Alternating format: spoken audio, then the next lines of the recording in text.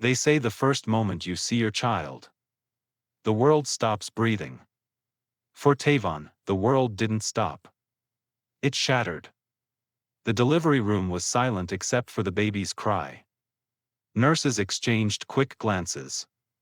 One of them smiled too fast. Another looked away.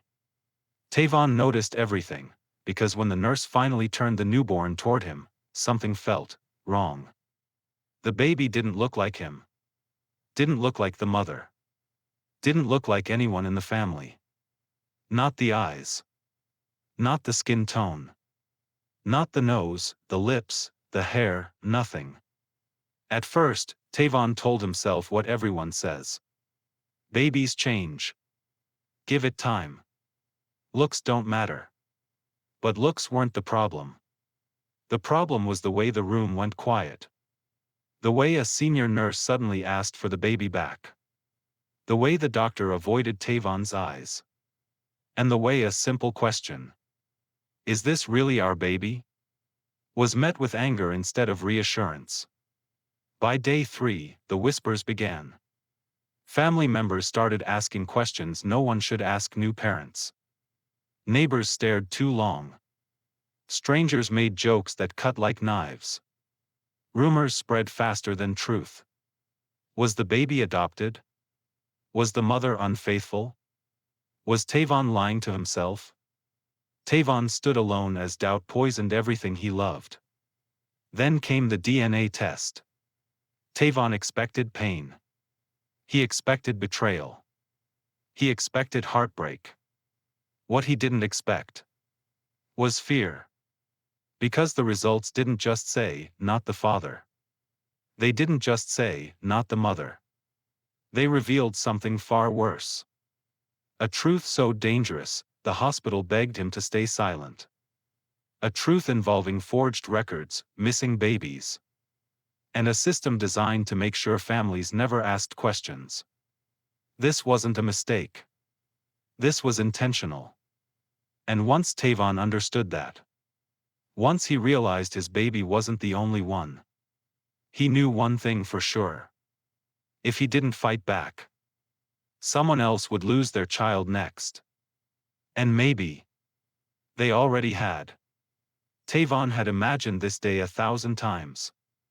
In every version, he was smiling. In every version, the room was loud with celebration. In every version, when the nurse placed the baby in his arms, something inside him would finally click into place. But reality was quieter. Heavier. The hospital room smelled like antiseptic and something metallic Tavon couldn't name. Machines hummed softly. The baby's cry cut through the air, strong, sharp, alive. Tavon felt relief first. Relief that the baby was breathing, moving, screaming. That part mattered more than anything. Then the nurse turned the baby toward him. Tavon froze. He didn't pull back. He didn't say anything. But something inside him recoiled. The baby's skin tone was noticeably different from both parents. The nose was wider. The hair, thicker, darker. Tavon searched desperately for something familiar. A chin. An eyebrow. Anything. There was nothing. He glanced at the mother, exhausted but smiling weakly from the bed. She was watching his face, not the baby. Watching for reassurance. Tavon forced a smile, afraid of what would happen if he didn't. "Perfect," he said, though his voice cracked. "Absolutely perfect." The nurse hesitated before placing the baby down. It was just a second, but Tavon noticed. He always noticed small things. The nurse checked the bracelet on the baby's ankle. Then checked it again. Her fingers trembled. Another nurse entered the room and whispered something. Too quietly to hear. Loud enough to notice. "Routine checks," the first nurse said quickly, lifting the baby away. "We'll bring them back in a few minutes." Tavon watched the door close. Something was wrong. He sat beside the bed, holding the mother's hand, pretending everything was fine while his mind raced. Genetics didn't work like this. He knew that. Families didn't just skip resemblance entirely. Not like this. Maybe I'm overthinking, he told himself. Maybe fear is playing tricks. But fear doesn't make professionals nervous. Hours passed before the baby was returned. A different nurse this time. Younger. Too cheerful. She avoided eye contact as she placed the baby back in the bassinet and hurried out. Tavon stood over the child, studying every detail. The baby blinked up at him, innocent and unaware. His chest tightened. None of this was the baby's fault. That night, Tavon didn't sleep. He replayed the moment again and again, the double-checking of the bracelet, the whispered conversation, the way the staff kept changing. At 3 a.m., he got up and quietly stepped into the hallway. At the nurse's station, he saw a clipboard with names and room numbers. His heart pounded as he scanned the list. Room 314. His room. Then he noticed something worse. There was a faint line scratched through the name. Almost invisible. As if someone had erased it and written it back. Tavon felt a chill crawl up his spine. This wasn't just about how the baby looked. Something had been altered. And for the first time, Tavon wondered a terrifying question. What if this baby wasn't meant to come back to us at all? By the time they were discharged, Tavon felt like he was walking out of the hospital with a secret stitched into his chest. Family arrived with balloons and smiles, but the joy didn't last long. Tavon saw it in their faces the moment they leaned over the baby's bassinet. The pauses. The forced excitement. The way smiles didn't reach the eyes. "He's beautiful," his aunt said, a second too late. Tavon nodded, pretending not to hear what wasn't being said. At home, the whispers grew louder. Not spoken directly, never directly, but they existed in the silence between conversations. The sudden need to change topics. The way relatives avoided looking at Tavon and the mother at the same time. Late one evening, Tavon overheard his cousin whispering to someone on the phone. "I'm just saying, it's strange. Doesn't look like either of them." That word, strange, settled into Tavon's bones. The mother noticed too. She began holding the baby tighter, as if the world might try to take him away. Her laughter faded. She stopped posting photos online. When Tavon asked her why, she shrugged and said, "People judge." But it was more than that. One night, she finally asked the question Tavon had been dreading. "Do you think something happened at the hospital?" Tavon wanted to lie. He wanted to protect her from the fear he carried every day. But the image of the scratched-out name on the clipboard flashed in his mind. "I don't know," he said honestly. That answer changed everything. The next morning, Tavon went back to the hospital alone. He told the receptionist he'd forgotten some paperwork. She smiled politely, but her fingers moved too fast across the keyboard. "You'll need to speak to administration," she said. The administrator was calm. Too calm. She listened as Tavon described his concerns, nodding in all the right places. "Babies often don't resemble parents at birth," she said smoothly. "Genetics are complex.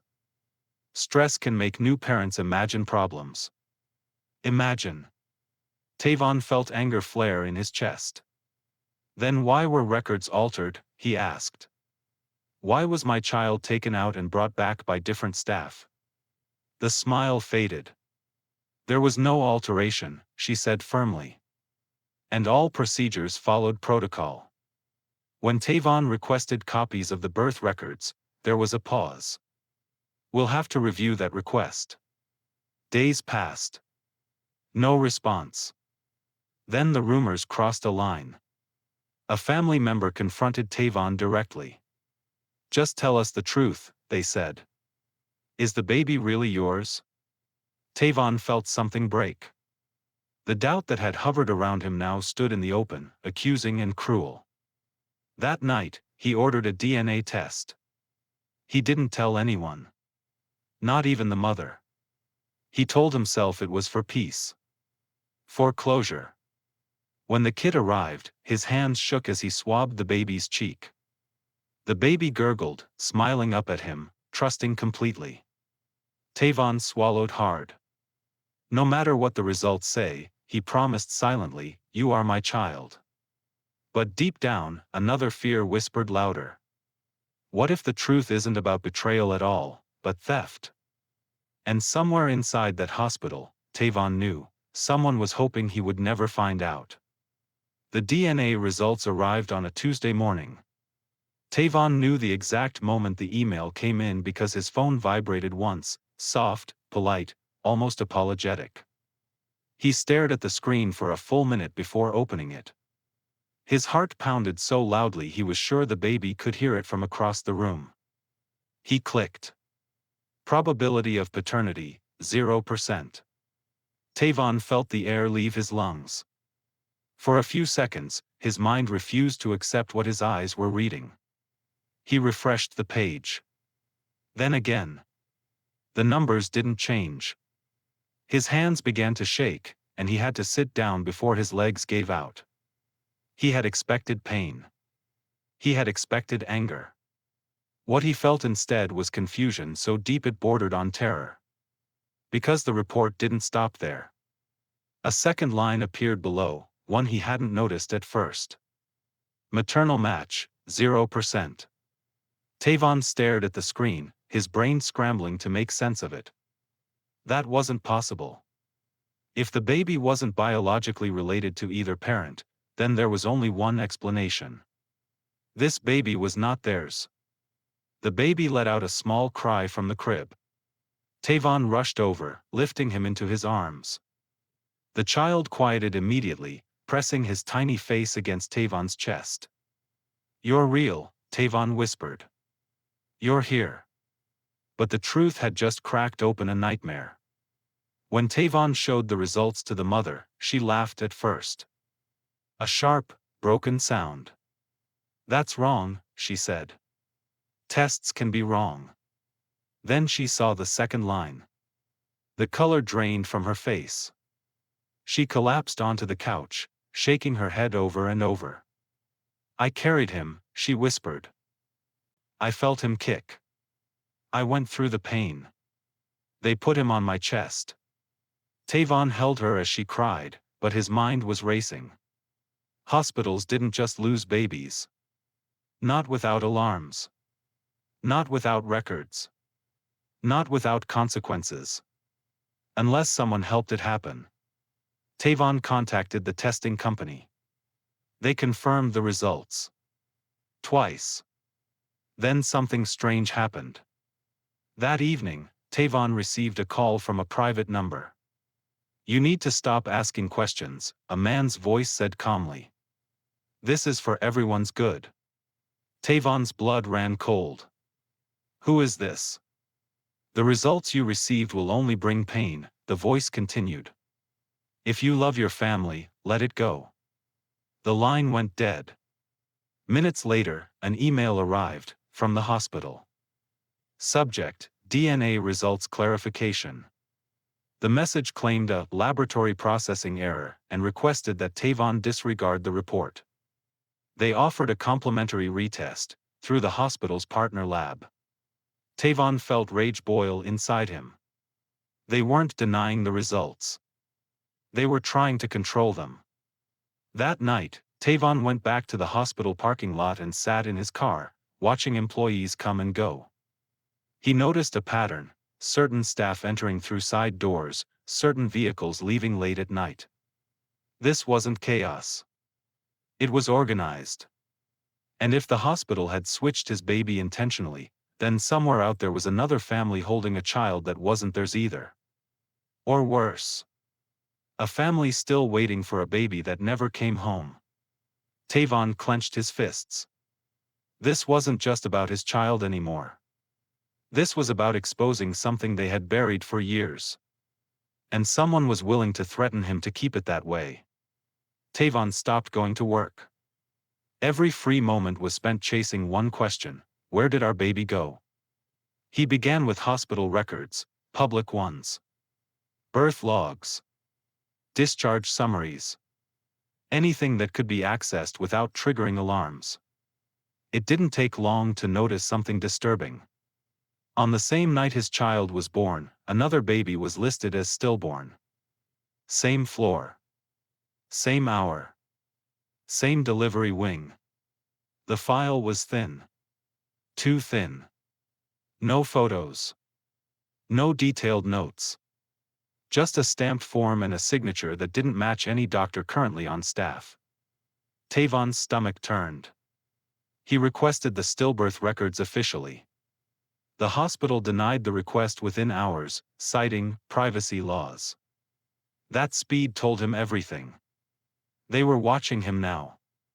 So Tavon went where institutions hated to look: people. He tracked down a former nurse who had worked maternity shifts during that period. It took 3 tries before she agreed to meet him, choosing a quiet cafe far from the hospital. Her hands shook as she stirred her coffee. They told us it was a one-time thing, she whispered. That the baby would have a better life. Tavon leaned forward. What baby? She swallowed hard. The one they said didn't survive. The words hit like a punch. There was nothing wrong with that child, she continued, tears forming. Strong heartbeat. Healthy weight. Then suddenly, orders changed. The baby was taken. Records were altered. And we were told to forget. Forget what? Tavon asked. That some families are more valuable than others. Tavon felt sick. The nurse explained how certain private patients, wealthy, connected, were offered solutions when fertility failed. The hospital identified newborns from families less likely to fight back. Paperwork made problems disappear. Babies were commodities, she said quietly. Tavon's mind raced. If his biological child had been declared stillborn, then that baby had been given to someone else. Someone who paid. Someone powerful. When Tavon returned home, he found a package on his doorstep. No return address. Inside was a baby blanket, blue, with a stitched name in the corner. It wasn't his child's name. It was the name he and the mother had chosen in secret before the birth. Tavon felt ice spread through his veins. This wasn't a warning. It was proof they knew everything. That night, his phone rang again. Same private number. You were warned, the voice said. You're looking in the wrong direction. Tavon snapped. You stole our child. A pause. Then a quiet response. Your child is alive. That's more than most people get. The line went dead. Tavon stood in the dark, staring at the sleeping baby in the crib, the one he loved, the one he refused to abandon. 2 babies. 2 stolen lives. And only one truth left to uncover. Somewhere in this city, Tavon's biological child was being raised under a lie. And the closer Tavon got, the more dangerous the truth became. Tavon knew now that the hospital wasn't acting alone. Hospitals didn't traffic babies without protection. They needed silence, influence, and money. Which meant someone powerful was involved, someone untouchable. Using the former nurse's information, Tavon traced a pattern. Every stillbirth matched a private adoption finalized within days. No waiting lists. No court delays. Just clean, quiet transfers hidden behind medical language. One name kept resurfacing. The Hale family. They were everywhere, on hospital donation plaques, charity galas, political campaigns. The kind of family that had wings named after them and laws bent for their convenience. Publicly, they were known for one tragedy: years of infertility, followed by a miraculous baby born through complicated circumstances. Tavon's heart pounded as he studied photos online. The baby's age matched perfectly. Too perfectly. He drove past their estate that evening. Security cameras. Gates. Private guards. This wasn't a place you knocked on casually. Days later, Tavon took a risk. He attended a public fundraiser where the Hales were guests of honor. He wore his best suit and carried himself like someone who belonged. That was the trick. Confidence opened doors money guarded. He saw her first. Mrs. Hale stood near the stage, holding a baby wrapped in an expensive blanket. Tavon's chest tightened. The baby's eyes. The curve of the face. The faint dimple on the left cheek. Tavon saw himself. He felt the ground tilt beneath his feet. The mother noticed him staring. Her smile faded. She turned away quickly, shielding the child. That reaction told him everything. Tavon didn't approach. He didn't cause a scene. He did something smarter. He watched. He noticed how hospital executives hovered near the Hales. How a familiar administrator laughed too loudly at their jokes. How favors flowed both ways. This wasn't adoption. This was ownership. That night, Tavon received an email from an anonymous address. You are getting close. Too close. Attached was a video. Security footage. Tavon's home. Someone had been inside. The next clip showed the baby in the crib, alive, unharmed, but watched. The message was clear. Back off, or we take what you love. Tavon sat in silence long after the screen went dark. Then he did something unexpected. He went public. Not with names. Not yet. He uploaded an anonymous video detailing hospital baby switches, falsified stillbirths, and elite families buying newborns. He left breadcrumbs, dates, patterns, hints. Enough to spark curiosity. Enough to draw attention. The video went viral overnight. Journalists started asking questions. Activists started digging. And for the first time, Tavon felt the balance shift.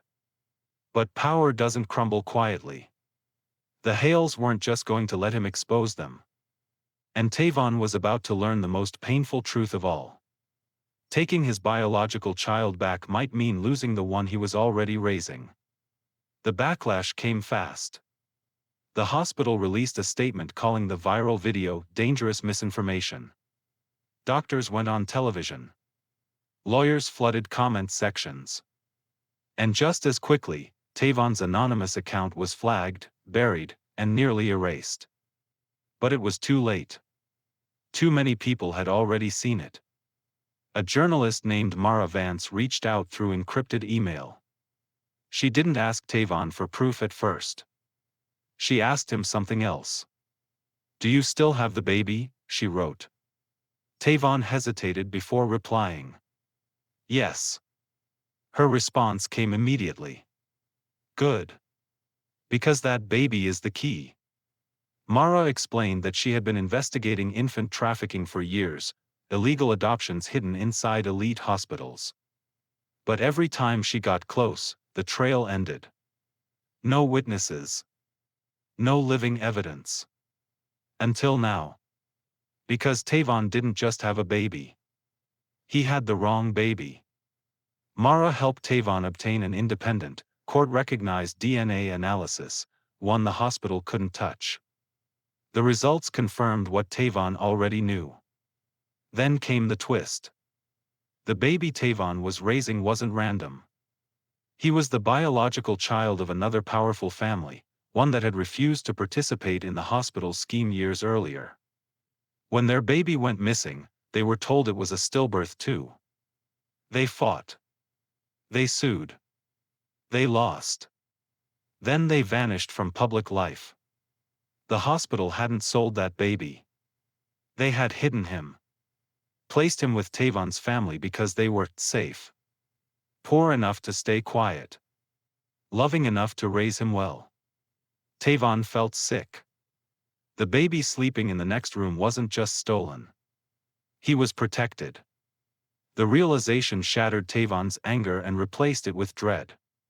If the truth came out fully, this child would be taken away from the only parents he'd ever known.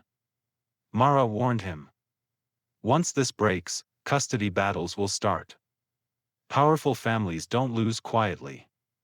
As if summoned by the thought, Tavon received a court notice the next morning. Emergency custody hearing.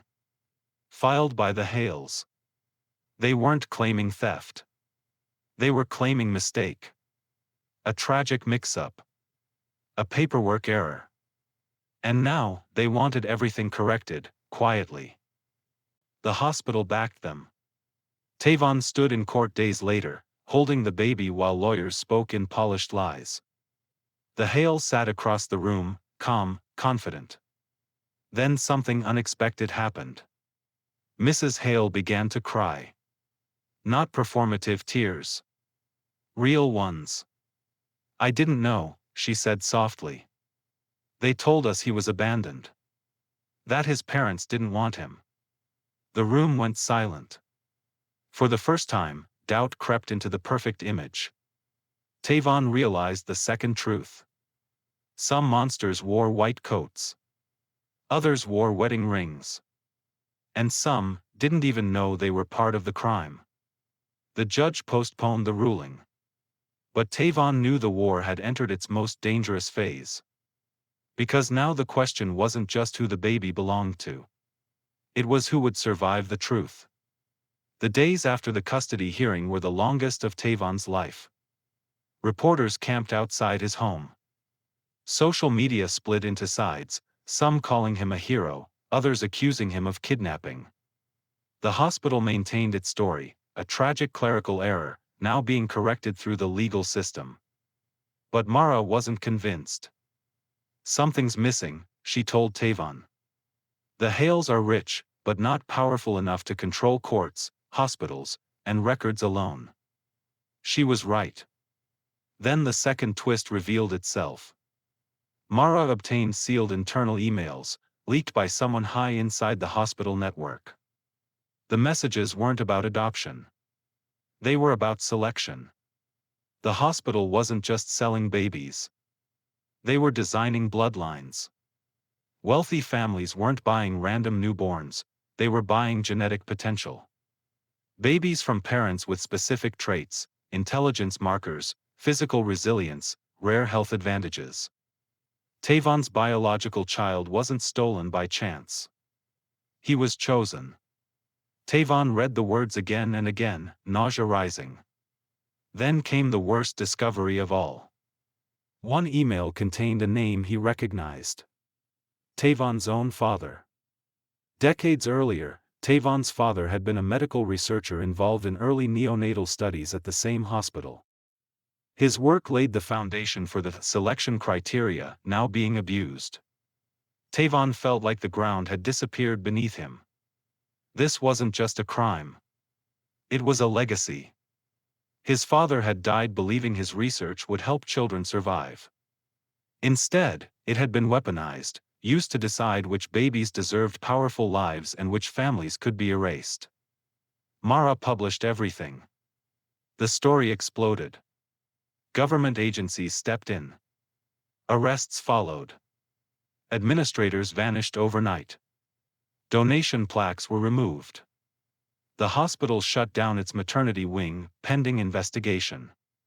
The Hales turned on the hospital, releasing documents to save themselves. In the chaos, they made a confession. They knew the baby wasn't biologically theirs.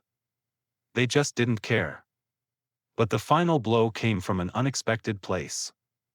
The biological parents of the baby Tavon was raising, the family who had vanished, came forward. They had been in hiding, gathering evidence for years. And now, they wanted their child back. Tavon listened to them speak, their pain raw and real. He understood them. And that made the choice unbearable. Because loving a child doesn't give you ownership. But neither does blood alone. The court scheduled the final hearing. And Tavon knew no outcome would be clean. One baby had been engineered for power. Another had been hidden for safety. And Tavon stood between truth and love, knowing whichever side he chose, something precious would be lost forever. The courtroom was silent as the judge prepared to speak. Tavon stood holding the baby, feeling the steady rise and fall of his chest. This child had learned the sound of his voice. Had fallen asleep in his arms. Had smiled at him before he could even focus his eyes. Blood had brought this child into the world. Love had kept him alive.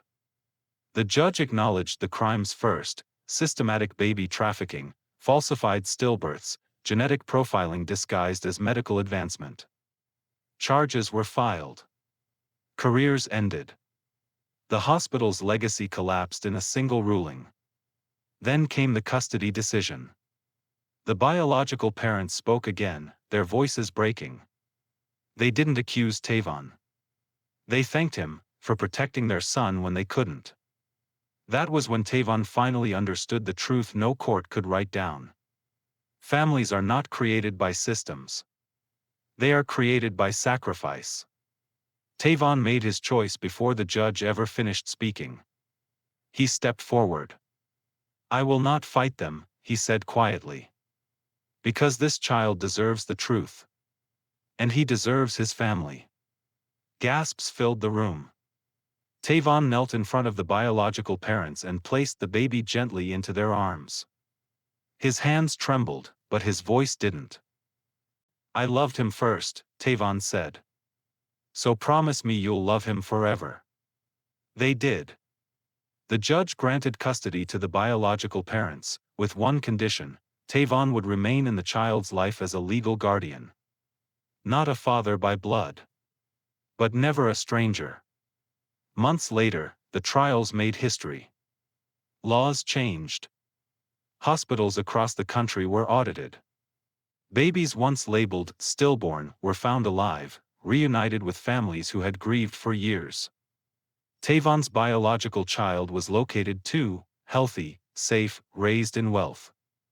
Tavon met him once. The child didn't know who he was.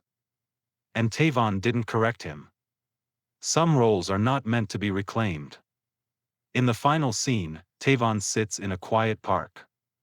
The baby he once raised, now a toddler, runs toward him, laughing, arms open. Not because he was told to. Because he remembered. Tavon smiled through tears. Because in the end, the baby that looked like no one belonged to everyone who chose to love him.